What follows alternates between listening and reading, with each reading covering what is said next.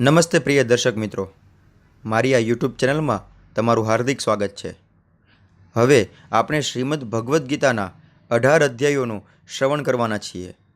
જેમાં આજના આપણા વિડીયોમાં આપણે શ્રીમદ ભગવદ્ ગીતાનો પ્રથમ અધ્યાય કે જેનું નામ છે અર્જુન વિષાદ યોગ તેનું શ્રવણ કરીશું. ધૃતરાષ્ટ્ર બોલ્યા કે હે સંજય, તીર્થભૂમિ કુરુક્ષેત્રમાં યુદ્ધ કરવાની ઈચ્છાથી એકત્ર થયેલા મારા તથા પાંડુના પુત્રોએ શું કર્યું? સંજય બોલ્યા, હે રાજા, પાંડુ પુત્રોની સેનાને વ્યૂહરચનામાં ગોઠવાયેલી જોઈને રાજા દુર્યોધન પોતાના ગુરુ પાસે ગયો અને આ પ્રમાણે વચન કહ્યા. હે આચાર્ય, પાંડુ પુત્રોની આ વિશાળ સેનાને જુઓ કે જેની વ્યૂહરચના આપના બુદ્ધિમાન શિષ્ય એવા દ્રુપદ પુત્રે બહુ નિપુણતાથી કરી છે. અહીં આ સેનામાં ભીમ તથા અર્જુન જેવા અનેક વીર ધનુર્ધરો છે, જેમ કે મહારથી યુયુધાન, વિરાટ તથા દ્રુપદ. તદુપરાંત ધૃષ્ટકેતુ, ચેકિતાન, કાશીરાજ, પુરુજિત, કુંતીભોજ તથા શૈબ્ય જેવા મહાન શક્તિશાળી યોદ્ધાઓ પણ છે.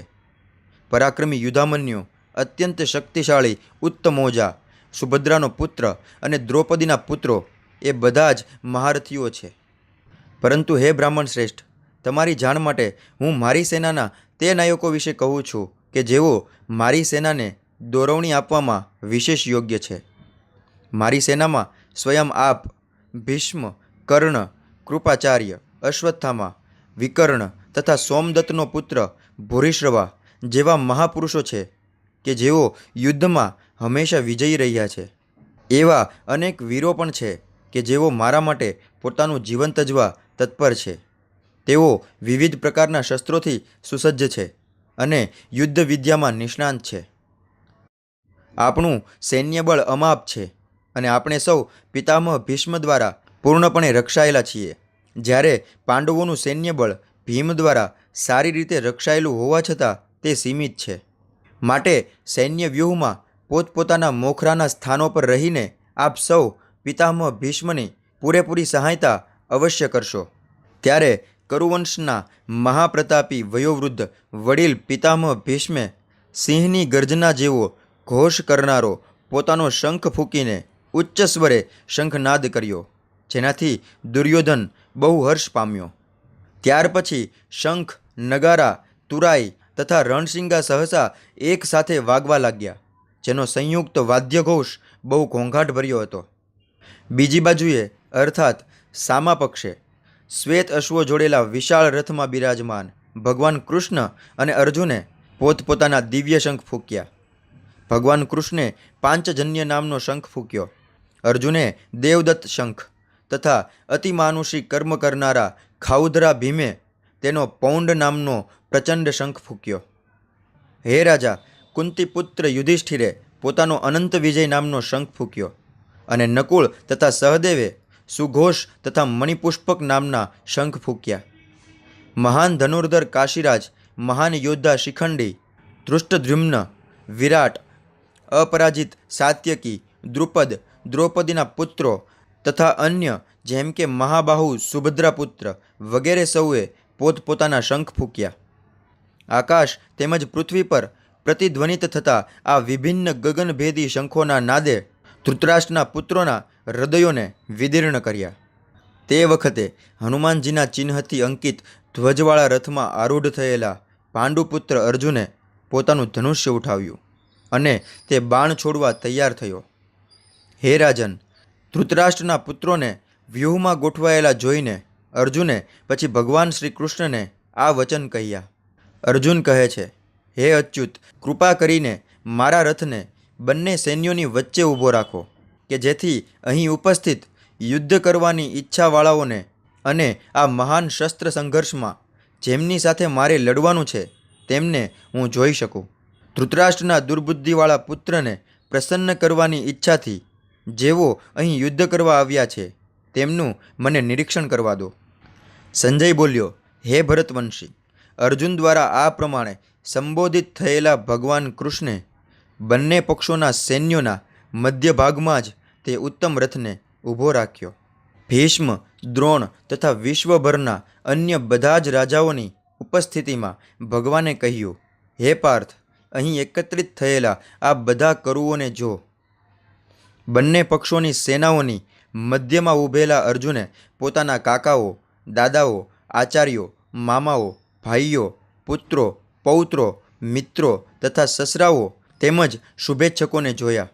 જ્યારે કુંતીપુત્ર અર્જુને મિત્રો તથા સંબંધીજનોની વિભિન્ન શ્રેણીઓને જોઈ, ત્યારે તે કરુણાથી અભિભૂત થઈને આ પ્રમાણે કહેવા લાગ્યો.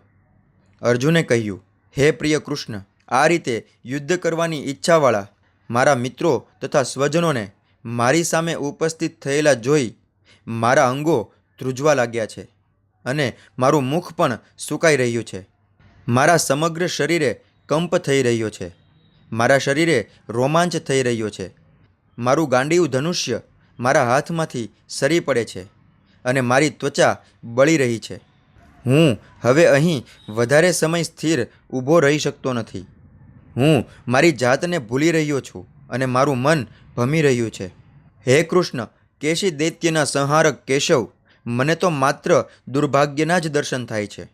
આ યુદ્ધમાં મારા પોતાના જ સ્વજનોને હણવાથી કોઈ કલ્યાણ કેવી રીતે પ્રાપ્ત થઈ શકે એ હું જોઈ શકતો નથી. અને હે પ્રિય કૃષ્ણ, હું તેનાથી કોઈ વિજય, રાજ્ય કે સુખની પણ ઈચ્છા રાખતો નથી. હે ગોવિંદ, અમને રાજ્ય, સુખ અથવા જીવનથી પણ શું લાભ થવાનો છે? કારણ કે જે લોકો માટે અમે એ સર્વ ઈચ્છીએ છીએ તેઓ બધા જ આ યુદ્ધ ક્ષેત્રમાં ગોઠવાયેલા છે. હે મધુસૂદન, જ્યારે ગુરુજનો, પિતૃઓ, પુત્રો, પિતામહો, મામા, સસરા, પૌત્રો, શાળા તથા અન્ય બધા સગા સંબંધીઓ તેમના પ્રાણ તથા ધન ત્યજવા તત્પર છે અને મારી સામે ઊભા છે, ત્યારે ભલે તેઓ મને હણી નાખે, તોય હું આ સૌનો સંહાર કરવાની શા માટે ઈચ્છા કરું? હે જીવ માત્રના પાલનહાર, બદલામાં મને આ પૃથ્વી તો શું પણ ત્રણેય લોકનું રાજ્ય મળે તો પણ આ બધાની સાથે લડવા હું તૈયાર નથી. ધૃતરાષ્ટ્રના પુત્રોને હણીને અમને કઈ પ્રસન્નતા પ્રાપ્ત થવાની છે? જો અમે આવા આતતાઈઓને હણીશું તો અમે પાપમાં જ પડીશું. માટે જ અમે ધૃતરાષ્ટ્રના પુત્રો તથા તેમના મિત્રોનો વધ કરીશું તો તે ઉચિત થશે નહીં. હે લક્ષ્મીપતિ કૃષ્ણ, આનાથી અમને શું લાભ થવાનો છે? અને અમારા જ કુટુંબીજનોને હણીને અમે કેવી રીતે સુખી થઈ શકશું? હે જનાર્દન, લોભને વશ થયેલા મનવાળા આ લોકો જો કે પોતાના પરિવારને હણવામાં કે મિત્રો સાથે લડવામાં કોઈ દોષ જોતા નથી, પણ કુળનો નાશ કરવામાં અપરાધ જોનારા આપણે આવા પાપ કર્મો કરવામાં શા માટે પ્રવૃત્ત થવું જોઈએ? કુળનો નાશ થયે સનાતન કુળ પરંપરા નષ્ટ થઈ જાય છે અને એ રીતે બાકીનું કુટુંબ અધર્મમાં સપડાઈ જાય છે. હે કૃષ્ણ, જ્યારે કુળમાં અધર્મનું પ્રાધાન્ય થાય છે ત્યારે કુળની સ્ત્રીઓ દૂષિત થઈ જાય છે અને સ્ત્રીત્વના પતનથી હે વૃષ્ણવંશી અવાંછિત સંતતિ ઉત્પન્ન થાય છે. અવાંછિત પ્રજાની વૃદ્ધિ થવાથી પરિવાર માટે તથા પારિવારિક પરંપરાઓને નષ્ટ કરનારા એમ બંને માટે નિસંદેહ નારકીય જીવન ઉત્પન્ન થાય છે. આવા પતિત કુટુંબોના પૂર્વજો અધઃપતન પામે છે, કારણ કે તેમને જળ તથા પિંડદાન આપવાની ક્રિયાનો સર્વથા લોપ થઈ જાય છે. જે લોકો પાપ કર્મો વડે કુળ પરંપરાનો નાશ કરે છે અને એ રીતે અવાંછિત સંતતિને જન્મ આપે છે, તેમના દુષ્કર્મોથી સર્વ પ્રકારના સામુદાયિક કાર્યો તથા પારિવારિક કલ્યાણ કાર્યો વિનષ્ટ થઈ જાય છે. હે પ્રજાના પાલનહાર કૃષ્ણ, મેં ગુરુ શિષ્ય પરંપરા દ્વારા સાંભળ્યું છે કે જે લોકો કુળ ધર્મનો નાશ કરે છે તેઓ સદા નરકમાં વાસ કરે છે. અરે, આ તે કેવું આશ્ચર્ય છે કે અમે બધા મોટું પાપ કર્મ કરવા માટે તત્પર થયા છીએ. રાજ્ય સુખ ભોગવવાના લોભવશ થઈને અમે સ્વજનોને જ હણવા તૈયાર થયા છીએ. જો શસ્ત્ર ધારણ કરેલા ધૃતરાષ્ટ્રના પુત્રો નિશસ્ત્ર થયેલા તથા રણભૂમિમાં પ્રતિકાર ન કરનારા એવા મને હણે તો તે મારા માટે શ્રેયસ્કર થશે. સંજય બોલ્યા. રણ મેદાનમાં આ પ્રમાણે કહીને અર્જુને પોતાના ધનુષ્ય તથા બાણ બાજુ પર મૂકી દીધા અને શોક સંતપ્ત મનથી રથના આસન પર બેસી ગયો. આ પ્રમાણે શ્રીમદ ભગવદ્ ગીતાના અર્જુન વિષાદ નામનો આ પ્રથમ અધ્યાય અહીંયા સમાપ્ત થાય છે. દર્શક મિત્રો, જો તમને આ વિડીયો પસંદ આવ્યો હોય તો લાઈક, શેર અને કમેન્ટ જરૂર કરજો તથા આવા ને આવા વિડીયો જોવા માટે મારી આ ચેનલને સબસ્ક્રાઈબ પણ કરજો. ફરી મળશું આપણે શ્રીમદ ભગવદ્ ગીતાના બીજા અધ્યાય સાથે. ત્યાં સુધી નમસ્તે.